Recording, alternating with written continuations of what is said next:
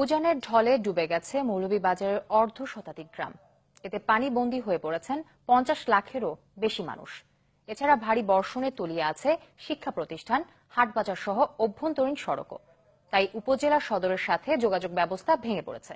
এতে চরমে পৌঁছেছে স্থানীয়দের ভোগান্তি।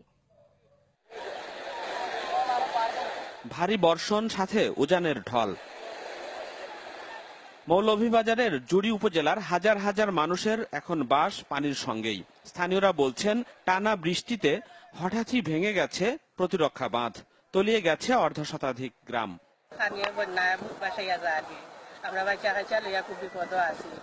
শুধু ঘরবাড়িই নয়, ডুবে গেছে শিক্ষা প্রতিষ্ঠান সহ রাস্তাঘাটও। এতে ভেঙে পড়েছে যোগাযোগ ব্যবস্থা, ভোগান্তিতে পড়েছেন যাত্রীরা। ভারী বর্ষণ এবং বৃষ্টির কারণে আমার মহালের অভ্যন্তরে অনেক হান্ডর ক্ষতি হয়েছে। জুড়ি নদীর একটা বাঁধ ভাঙার কারণে বেশি ক্ষতিগ্রস্ত। উপজেলা প্রশাসন বলছে, ক্ষতিগ্রস্তদের তালিকা তৈরি করা হচ্ছে। 2 দিন যাবত যে প্রবল বর্ষণ এবং পাহাড়ি ঢলের পানি নেমে আসাতে এই উপজেলার 400 থেকে 500টি পরিবার ক্ষতিগ্রস্ত হয়েছে। সহায়তার পাশাপাশি দুর্ভোগ থেকে রেহাই পেতে স্থায়ী ব্যবস্থা নেওয়ার দাবি এলাকাবাসীর। Desk report, channel 24।